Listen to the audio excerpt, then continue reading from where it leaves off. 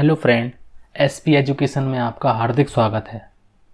आज की क्लास में हम लोग करने वाले हैं बिहार एस्टेट। और बिहार एस्टेट में जैसा मैंने आप लोगों को कहा था कि हम लोग डिटेल में क्लास को करने वाले हैं, तो आज से हम लोग एक नई क्लास को करने वाले हैं और पूरी डिटेल में करेंगे। पूरा बिहार एस्टेट जो है पूरी डिस्कस हम लोग वन बाई वन करते हुए चलेंगे। जैसे कि पहला जो टॉपिक है हम लोगों का वो रहने वाला है फाइनेंशियल अकाउंटिंग। तो फाइनेंशियल अकाउंटिंग में हम लोग क्या क्या पढ़ने वाले हैं वो सिलेबस में गिवन है, ठीक है। और अब हम लोग बात करते हैं तो फाइनेंशियल अकाउंटिंग जो है उसमें सबसे पहला है basic concept of book keeping and accounting. तो अकाउंटिंग के बारे में बेसिक चीज़ें और अकाउंटिंग का मतलब क्या होता है, अकाउंटिंग के नेचर क्या होता है और अकाउंटिंग के ऑब्जेक्ट क्या होते हैं, अकाउंटिंग के प्रकार क्या क्या होते हैं, उनको हम लोग डिटेल में आज करने वाले हैं। तो आज से आप लोगों को पूरी डिटेल में क्लास मिलने वाली है जिससे आप लोगों की एग्ज़ाम की तैयारी और अच्छी हो सके। तो आशा करता हूँ कि आप लोगों का जो पेपर है वो अच्छा गया होगा, ठीक है। तो हम लोग अब बात करने वाले हैं कॉस्ट अकाउंटिंग में क्लास नंबर 1 को, ठीक है। और अगर डिटेल में क्लास अच्छी लगे तो प्लीज़ लाइक करें और कमेंट जरूर करें कि क्लास कैसी लगी, अच्छी लगी या फिर एमसीक्यू ही कराएं। तो इस हिसाब से आप लोग बताइए, क्योंकि डिटेल में करना भी बहुत ज़रूरी है। क्योंकि अभी तो फिलहाल के कुछ चैप्टर तो आप लोगों को सरल लगेंगे, लेकिन हम लोग जब बात करने वाले हैं फाइनेंशियल अकाउंटिंग में, जैसे रॉयल्टी की बात करें हम लोग और भी बहुत सी चीज़ें हैं, हायर परचेज की बात करें, डेप्रिसिएशन की बात करते हैं, तो वहाँ पर डिटेल में क्लास करने की ज़रूरत हम लोगों को पड़ती है। तो इसीलिए हम लोग पूरी डिटेल में क्लास करने वाले हैं। एमसीक्यू को भी प्रैक्टिस करेंगे, लेकिन सबसे पहले हम लोग डिटेल में बात करने वाले हैं। तो चलिए हम लोग शुरू करते हैं कि किस प्रकार से हम लोग कौन कौन सी चीज़ों को जानेंगे। सबसे पहले हम लोग बात करेंगे लेखांकन के बारे में। तो सबसे पहले बात करेंगे लेखांकन का आशय, ठीक है। तो लेखांकन का आशय क्या होता है, उससे संबंधित जो है बातें उनको हम लोग ध्यान में रखिएगा। लेखांकन का आशय, लेखांकन का आशय, meaning of accounting, meaning of accounting. तो लेखांकन का आशय, इससे संबंधित जो बातें हैं उनको हम लोग डिटेल में जानेंगे। लेखांकन होता क्या है, पहले एक बात जानिए कि लेखांकन का मतलब होता है कि मौद्रिक लेन देनों को लिखना। और उसमें बहुत सी बातें आती हैं कि उनको हम लोग, उनमें जो बातें आती हैं उनको जो है उन्हीं से संबंधित एमसीक्यू भी पूछे जाते हैं कि लेखांकन के जो क्रम है उनको बताइए कि किस प्रकार से किस क्रम में इनको रखा जाता है। तो लेखांकन का मतलब होता है मौद्रिक लेन देनों का लेखा करना, उनका वर्गीकरण करना, उनका निष्कर्ष निकालना, विश्लेषण करना और उनका निर्वचन करना। तो इस प्रकार से हम लोग एक बात जान सकते हैं कि लेखांकन व्यापार की भाषा है। क्या है? लेखांकन, लेखांकन व्यापार की, लेखांकन व्यापार की, लेखांकन व्यापार की भाषा है, लेखांकन व्यापार की भाषा है, ठीक है। और क्या क्या बातें हैं, तो इसको जो क्रम से पूछा गया है कि मौद्रिक लेन देनों, और क्या क्या बातें हैं, तो मौद्रिक लेन देनों का लेखा करना, मौद्रिक लेन देनों का, मौद्रिक लेन देनों का लेखा करना, मौद्रिक लेन देनों का लेखा करना। और क्या है, उनका वर्गीकरण करना। लेखा करने के बाद हम लोग क्या करते हैं, वर्गीकरण करना, वर्गीकृत करना, ठीक है। और क्या करते हैं उसके बाद हम लोग निष्कर्ष निकालते हैं। तो निष्कर्ष निकालना, निष्कर्ष निकालना, निष्कर्ष निकालना। उसके बाद क्या करते हैं, विश्लेषण करते हैं। तो विश्लेषण करना, एनालिसिस करना, विश्लेषण करना। और लास्ट में जो है वो है निर्वचन करना, ठीक है। तो और लास्ट में क्या है, निर्वचन करना। तो ये जो है अकाउंटिंग का अर्थ मानिए या फिर इनके क्रम मानिए कि सबसे पहले हम लोग क्या लिखेंगे, मौद्रिक लेन देनों को लिखेंगे, उसके बाद उनका वर्गीकरण करेंगे, उसके बाद निष्कर्ष निकालेंगे, उसके बाद विश्लेषण करेंगे और उसके बाद निर्वचन करेंगे। कभी कभी क्वेश्चन में इनके जो एमसीक्यू आते हैं उनका क्रम भी पूछा जाता है। तो इस हिसाब से हम लोग लेखांकन को जान सकते हैं कि लेखांकन एक व्यापार करने की एक भाषा है या फिर व्यापार की एक भाषा है। जैसे व्यापार करते हैं तो उसमें क्या करते हैं, तो लेखांकन जो है वो एक तरीके से उसकी भाषा होती है, ठीक है। कोई भी काम है जैसे हम लोग बोलते हैं तो वो एक हिंदी भाषा होती है, इंग्लिश भाषा होती है। ठीक उसी प्रकार से व्यापार की एक भाषा कौन सी है, तो लेखांकन व्यापार की एक भाषा है। और क्या क्या बातें हैं, तो लेखांकन जो है वो कैसी एक धारणा है, तो लेखांकन संकुचित धारणा है या फिर विस्तृत धारणा है। तो लेखांकन जो है लेखांकन लेखांकन लेखांकन एक विस्तृत धारणा है, मतलब कि इसका जो क्षेत्र है वो बहुत बड़ा क्षेत्र है, इसीलिए इसे क्या बोलते हैं, विस्तृत धारणा है, ना कि संकुचित। तो इस प्रकार से एमसीक्यू पूछे जाते हैं कि लेखांकन धारणा है, किस प्रकार की धारणा है, विस्तृत धारणा है या फिर संकुचित धारणा है। तो आप लोगों को बताना है कि लेखांकन जो है वो एक विस्तृत धारणा है। इसका क्यों है, इसलिए कि इसका मतलब है जो इसमें विस्तृत धारणा का मतलब इसमें इसलिए है क्योंकि इसमें बहुत सी जो है अकाउंटिंग की बात की जाती है। जैसे हम लोग बात करें वित्तीय लेखांकन की बात करते हैं विस्तृत धारणा में, वित्तीय लेखांकन की बात करते हैं, वित्तीय लेखांकन की बात करते हैं, लागत लेखांकन की बात करते हैं, लागत लेखांकन की बात करते हैं,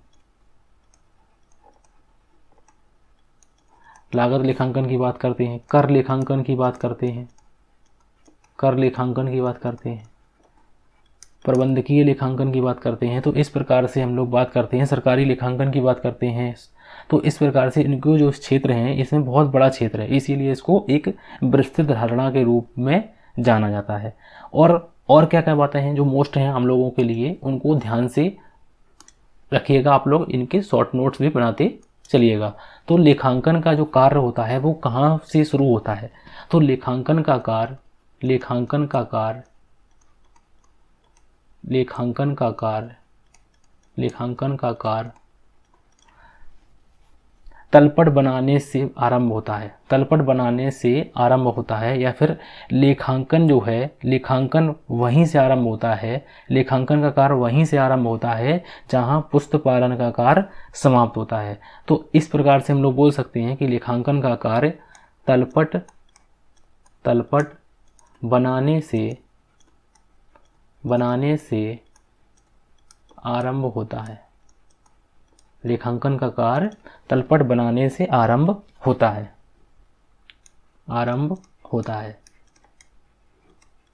और ख़त्म कहाँ पर होता है, तो ख़त्म जो होता है वो अंतिम खाते पर ख़त्म होता है, अंतिम खाते। तो अंतिम खाते में कौन कौन से खाते आते हैं, तो अंतिम खाते बनाने तक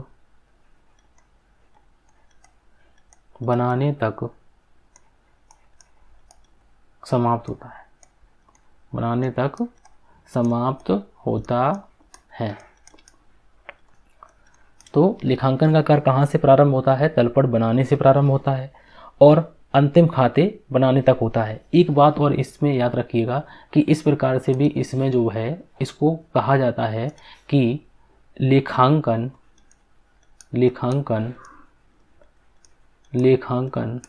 वहीं से आरंभ होता है, लेखांकन वहीं से आरंभ होता है जहां पुस्तपालन बुक कीपिंग, ठीक है, जहां पुस्तपालन का कार्य समाप्त होता है। इस बात को याद रखिएगा, कार्य समाप्त होता है,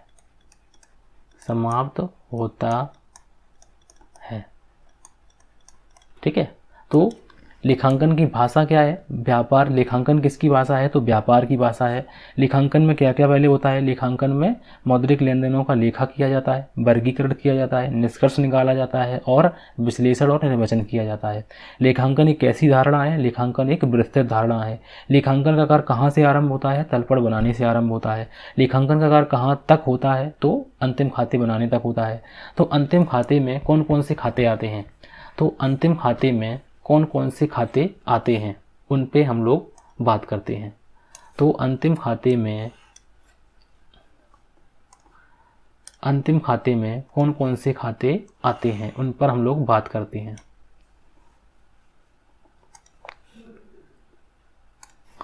अंतिम खाते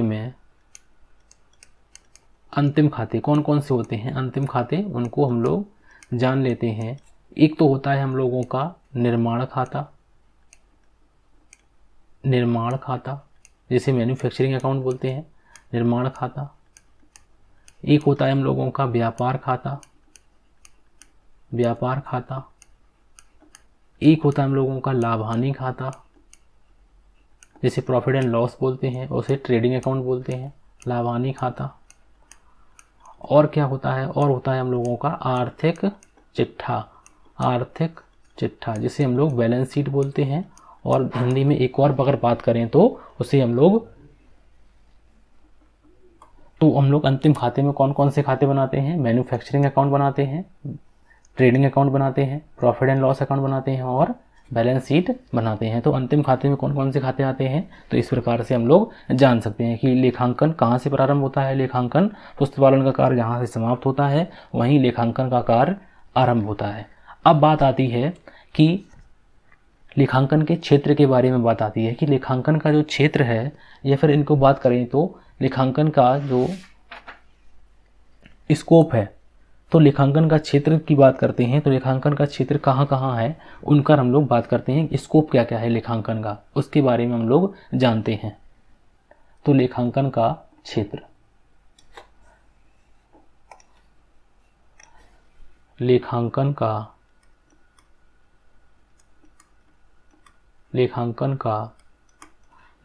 का क्षेत्र,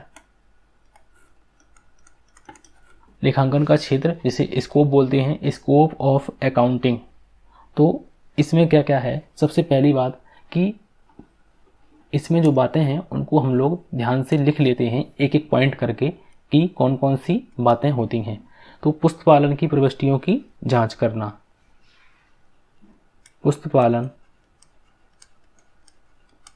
पुस्तपालन की प्रविष्टियों की जो जर्नल एंट्री की जाती हैं उनकी जांच करना, पुस्तपालन की प्रविष्टियों की जांच करना।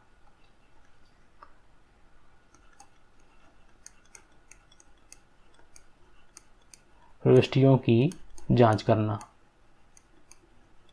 क्योंकि तलपट बनाएंगे तो तलपट बनाने से क्या होगा कि प्रविष्टियों की जांच होगी, बिल्कुल सही बात है।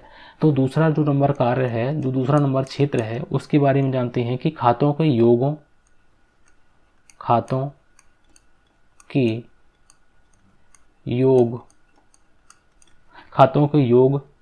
योगों तथा शेषों की जांच करना, खातों के योगों तथा शेषों की जांच करना, शेषों की जांच करना।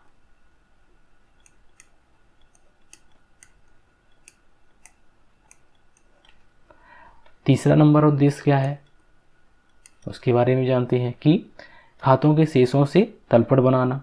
तो खातों के शेषों से ट्रायल बैलेंस बनाना, खातों के शेषों से तलपट बनाना। समायोजनों को लिखना, समायोजन जिन्हें हम लोग एडजस्टमेंट बोलते हैं, समायोजनों को लिखना।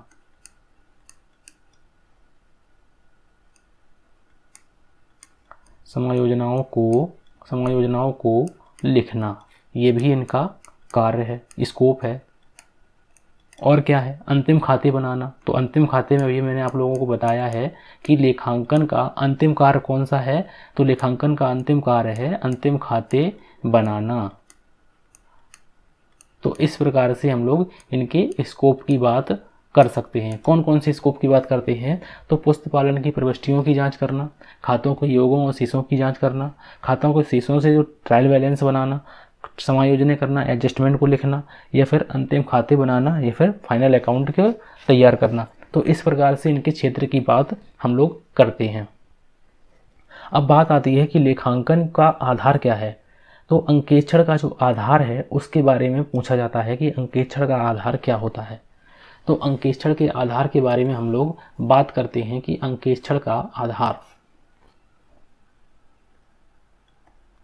अंकेक्षण का जिसे ऑडिटर बोलते हैं, ऑडिटिंग बोलते हैं, अंकेक्षण का आधार क्या है। अंकेक्षण का आधार, तो उसके बारे में हम लोग जान लेते हैं कि क्या क्या बातें होती हैं।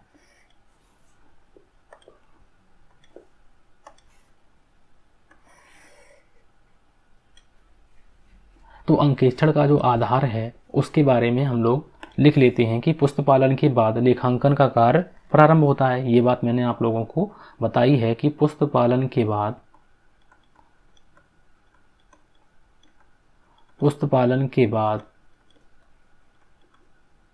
लेखांकन का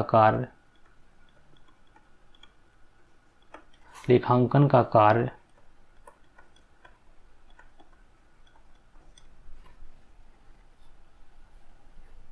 होता है। लेखांकन के कार्य के बाद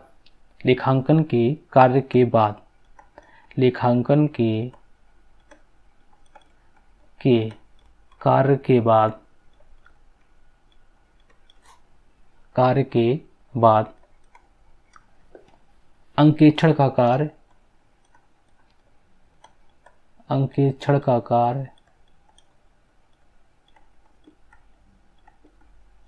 प्रारंभ होता है। मैं हर एक बात आप लोगों को लिख के बता रहा हूँ, जिससे आप लोगों को कोई डाउट और कोई दिक्कत ना हो, जिससे आप लोग यहाँ पे देख सकें कि इस प्रकार से आप लोगों को नोट्स भी तैयार कर लेने हैं अपने, की जो आगे के समय में हम लोगों को रिवीजन करना पड़े तो आप लोग रिवीजन कर सकते हैं। हम लोग बिल्कुल पेड क्लास की तरीके से करेंगे, अच्छी तरीके से पढ़ने वाले हैं कि किस प्रकार से लेखांकन की बात करेंगे। हम लोग पूरी फाइनेंशियल के जो जितने टॉपिक हैं उनको करेंगे, और जितने भी हैं मैनेजमेंट की बात करें चाहे कॉर्पोरेट की बात करें, हम लोग न्यूमेरिकल भी करेंगे, थ्योरी भी करेंगे, प्लस MCQ भी करेंगे। तो लेखांकन का जो कार्य है अंकेक्षण का आधार है। पुस्तपालन के बाद लेखांकन का कार्य आरंभ होता है और लेखांकन के कार्य के बाद अंकेक्षण का कार्य प्रारंभ होता है। तो इस प्रकार से अंकेक्षण का आधार की अगर बात की जाए, बेस की बात की जाए, तो अकाउंटिंग को बोला जाता है। उसके बाद नेक्स्ट में देखते हैं कि अंकेक्षण के हैं कि लेखांकन के उद्देश्य क्या हैं। ठीक है, लेखांकन के उद्देश्य, तो लेखांकन के क्या क्या उद्देश्य हैं, हम लोग लेखांकन क्यों करते हैं, तो किस लिए करते हैं, ऑब्जेक्ट क्या क्या हैं लेखांकन के उद्देश्य। लेखांकन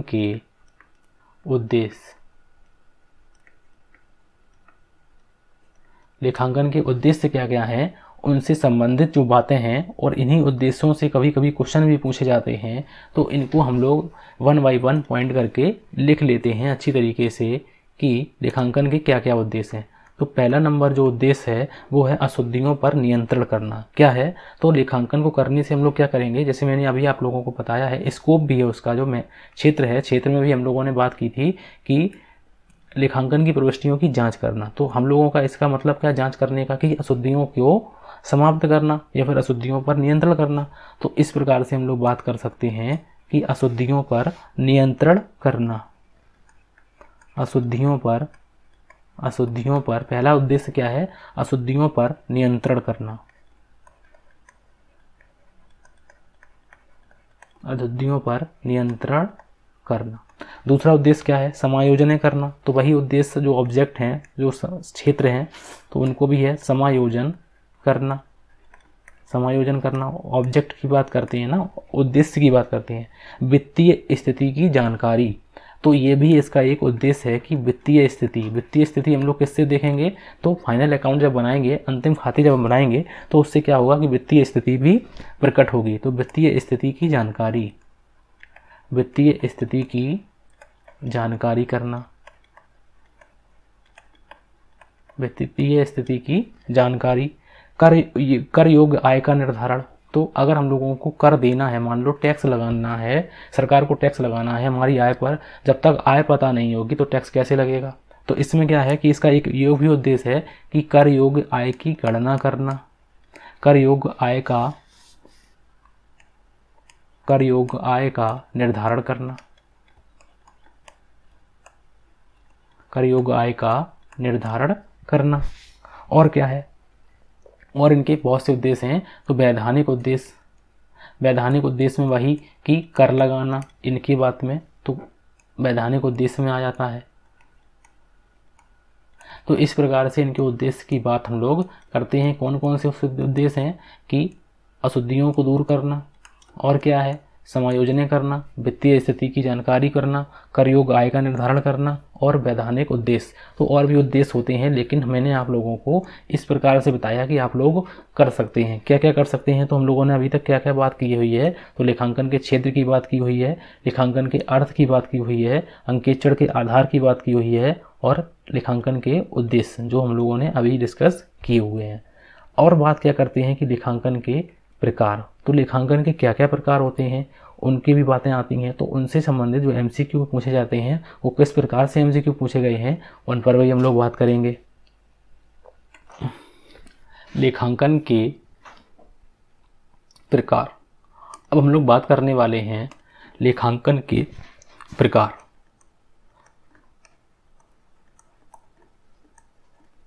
लेखांकन के प्रकार,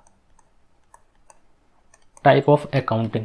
तो टाइप ऑफ अकाउंटिंग कौन कौन सी है वो मैंने अभी आप लोगों को बताई हुई है कि सामान्य लेखांकन या फिर वित्तीय लेखांकन, लागत लेखांकन, प्रबंधकीय लेखांकन, कर लेखांकन, सरकारी लेखांकन, प्रबंधकीय, सामाजिक लेखांकन। तो इस प्रकार से इनकी बात करते हैं। लेकिन इनके अंदर क्या क्या आता है, मान लो कि वित्तीय लेखांकन में पूछ दिया कि वित्तीय लेखांकन में क्या आता है, प्रबंधकीय लेखांकन में क्या आता है, तो इससे हम लोगों को बचना है और इनके जो है बातें समझनी है और इनको याद करना है कि कौन सी चीज़ में क्या क्या आता है। बहुत सी चीज़ें हम लोगों को याद भी हैं। तो सबसे पहली बात करते हैं हम लोग सामान्य लेखांकन की। सामान्य या फिर इसी को बोलते हैं वित्तीय लेखांकन।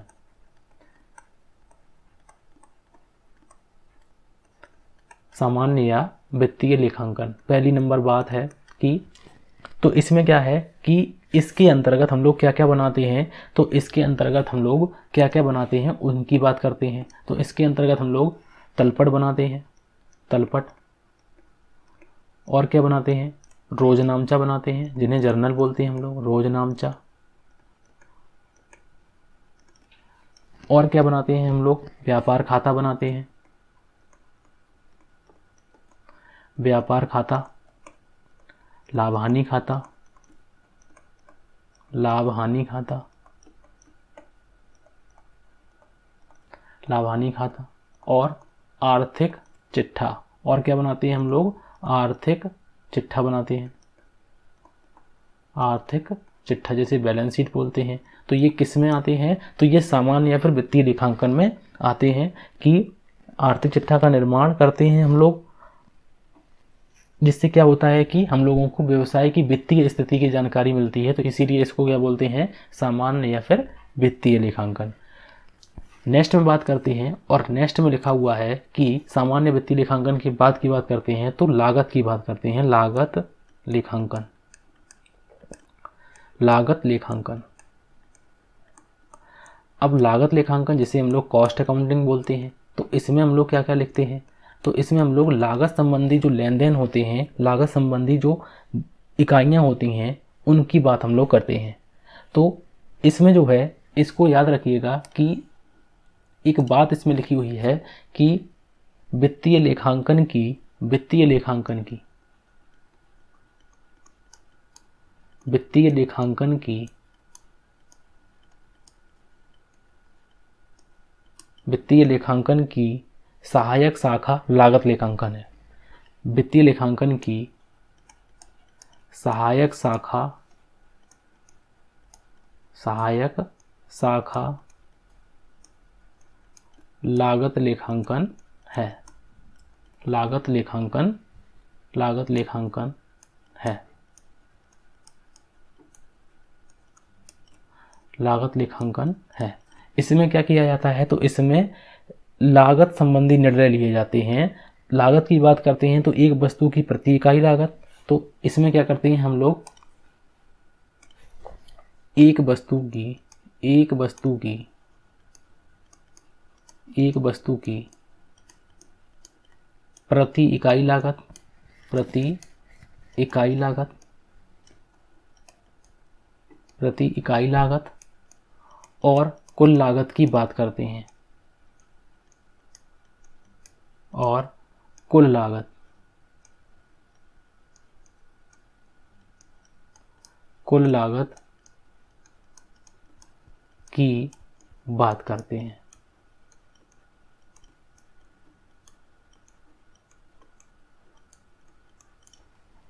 उसके बाद किसकी बात करते हैं, तो प्रबंधकीय लेखांकन की बात करते हैं। प्रबंधकीय लेखांकन जिसे हम लोग बोलते हैं मैनेजमेंट अकाउंटिंग। प्रबंधकीय लेखांकन, तो जिसे हम लोग क्या बोलते हैं, मैनेजमेंट अकाउंटिंग। तो मैनेजमेंट अकाउंटिंग में हम लोग क्या क्या लिखते हैं, तो मैनेजमेंट अकाउंटिंग में हम लोग वित्तीय लेखांकन का एक पूरक प्रबंधकीय लेखांकन है। तो इस बात को भी याद रखिएगा कि वित्तीय लेखांकन, वित्तीय लेखांकन, वित्तीय लेखांकन, वित्तीय लेखांकन का, वित्तीय लेखांकन का पूरक प्रबंधकीय लेखांकन है। पूरक प्रबंधकीय लेखांकन है। प्रबंधकीय लेखांकन, प्रबंधकीय लेखांकन है। तो इसमें क्या होता है, इसमें हम लोग क्या क्या बनाते हैं उनकी बात करते हैं। तो इसमें हम लोग रोकड़ प्रवाह विवरण, और हम लोग क्या है, अनुपात विश्लेषण की बात करते हैं, कैश फ्लो की बात करते हैं, फंड फ्लो की बात करते हैं, पीईपी की बात करते हैं हम लोग। तो इसमें हम लोग कैश की बात करते हैं, तो उसको हम लोग लिख लेते हैं कि अनुपात विश्लेषण, अनुपात विश्लेषण, रेशियो एनालिसिस की बात करते हैं, रोकड़ प्रवाह विवरण जिसे हम लोग कैश फ्लो बोलते हैं, रोकड़ प्रवाह विवरण की बात करते हैं,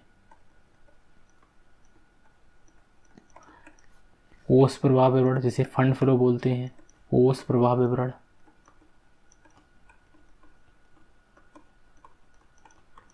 सम विच्छेद बिंदु, सम विच्छेद बिंदु, बिंदु की बात करते हैं, और बजटरी कंट्रोल की बात करते हैं, बजटरी कंट्रोल, बजटरी नियंत्रण की बात करते हैं हम लोग। तो ये किस में करते हैं, इन बात को याद रखिएगा। मान लो उसने पूछ दिया कि रोकड़ प्रवाह विवरण हम लोग किस अकाउंटिंग में आता है, तो वित्तीय लेखांकन में आता है, लागत लेखांकन में आता है, प्रबंधकीय लेखांकन में आता है, या फिर सरकारी लेखांकन में आता है। तो इस प्रकार से आप लोगों को बताना भी पड़ेगा कि कौन सी अकाउंटिंग में किस बात की बात की गई है। मैं पूरी डिटेल में आप लोगों के लिए इसीलिए करा रहा हूँ कि कोई क्वेश्चन आप लोगों का छूटे नहीं। उसके बाद नेक्स्ट में और किसकी बात करते हैं, तो नेक्स्ट में हम लोग बात करते हैं सरकारी या फिर कर लेखांकन। तो कर लेखांकन, उसके बाद हम लोग बात करेंगे सरकारी लेखांकन की। तो कर लेखांकन जिसे हम लोग टैक्स अकाउंटिंग बोलते हैं, टैक्स अकाउंटिंग। तो व्यापारिक अधिनियमों के अनुसार व्यापार पर क्या लगाता है, आयकर लगता है, बिक्री कर लगता है, उत्पाद कर लगता है। तो इसमें हम लोग किसकी बात करते हैं, तो इसमें हम लोग कर की बात करते हैं। इसमें हम लोग इसमें प्रायः कर की बात की जाती है।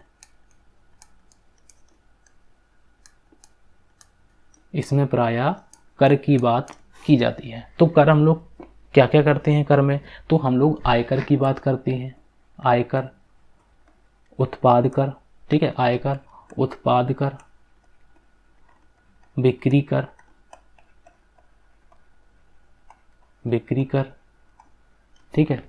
और किसकी बात करते हैं, धन कर, संपत्ति कर, धन कर, धन कर, संपत्ति कर, संपत्ति कर आदि।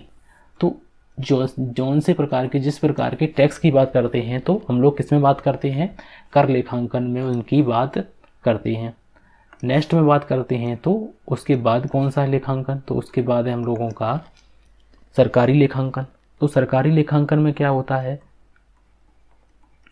सरकारी लेखांकन जिसे हम लोग गवर्नमेंट अकाउंटिंग बोलते हैं, ठीक है। उसे हम लोग क्या बोलते हैं, गवर्नमेंट अकाउंटिंग बोलते हैं। तो गवर्नमेंट अकाउंटिंग में हम लोग बात करते हैं तो केंद्र सरकार होती है, राज्य सरकार होती है और स्थानीय निकाय होते हैं। तो उनके संबंधित जो बातें होती हैं उनके द्वारा जो रखे जाने वाले लेखांकन को हम लोग क्या बोलते हैं, सरकारी लेखांकन बोलते हैं। तो इसमें भी हम लोग लिख लेते हैं थोड़ी सी बातें, शॉर्ट नोट्स में हम लोग लिख रहे हैं जिससे आप लोगों को कम वर्ड में अच्छी तरीके से कॉन्सेप्ट क्लियर हो जाए कि किस अकाउंटिंग में किसकी बात की जाती है। तो हम लोग बात करते हैं केंद्रीय सरकार, राज्य सरकार या फिर स्थानीय निकाय। स्थानीय निकाय क्या मतलब होता है, इसको जो लोकल गवर्नमेंट की बात करते हैं, स्थानीय निकाय के द्वारा रखे जाने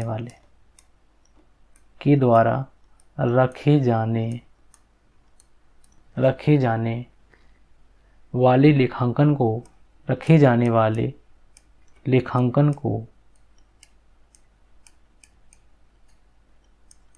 लेखांकन को सरकारी लेखांकन कहते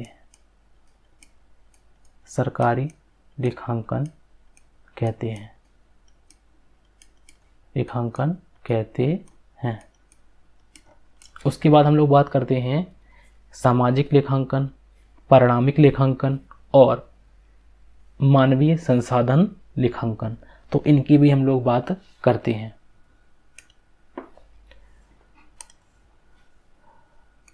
परिणामिक लेखांकन जिसे हम लोग बोलते हैं क्वांटिटेटिव अकाउंटिंग।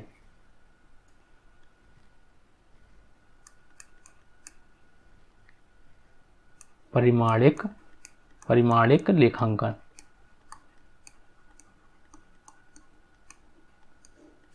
परिमाणिक लेखांकन में हम लोग किसकी बात करते हैं, तो परिणामिक लेखांकन में हम लोग वस्तुओं को क्रय करते हैं, परिणाम की बात करते हैं जिसमें वस्तुओं को क्रय करना, वस्तुओं का विक्रय करना, कच्चा माल आदि जो संबंधित संख्यात्मक विवरण की अगर हम लोग बात करें तो हम लोग इसमें रखते हैं। संख्यात्मक, एक वर्ड में अगर हम लोग बात क्लियर करना चाहें तो संख्यात्मक विवरण, इसमें हम लोग क्या रखते हैं, संख्यात्मक विवरण की बात करते हैं। जैसे हम लोग बात करते हैं वस्तुओं का क्रय करना, वस्तुओं का क्रय विक्रय, कच्चे माल का क्रय विक्रय करना, ठीक है। तो इसमें हम लोग बात करते हैं। और क्या है तो उनकी बात करते हैं।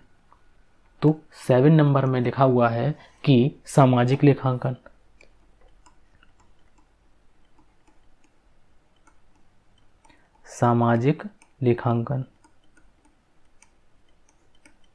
तो सामाजिक लेखांकन में हम लोग क्या करते हैं, तो सामाजिक लेखांकन संपूर्ण समाज के आर्थिक लेन देनों के क्रमबद्ध और नियमित लेखा को सामाजिक लेखांकन कहते हैं।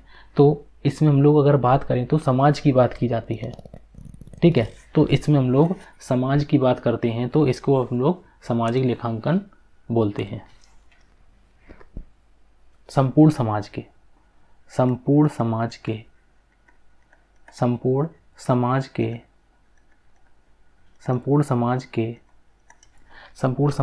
आर्थिक लेन देनों के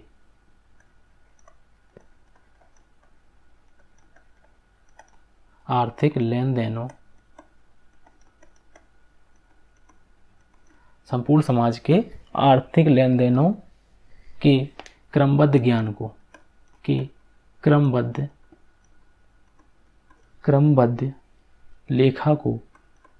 लेखा को सामाजिक लेखांकन कहते हैं, ठीक है। और लास्ट नंबर हम लोगों का मानवीय संसाधन लेखांकन। लास्ट नंबर क्या है हम लोगों का, ह्यूमन रिसोर्स अकाउंटिंग, मानवीय संसाधन लेखांकन। मानवीय संसाधन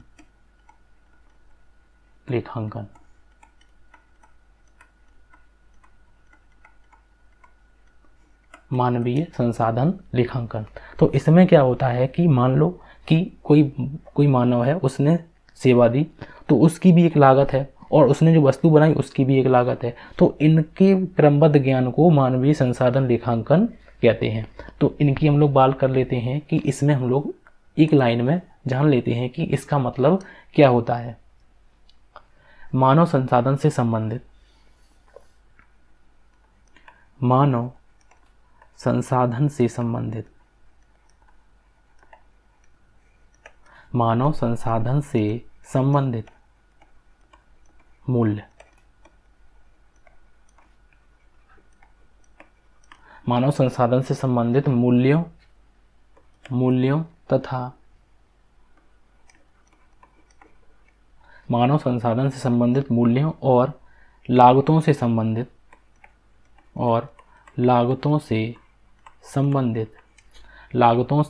संबंधित लेखांकन को मानवीय संसाधन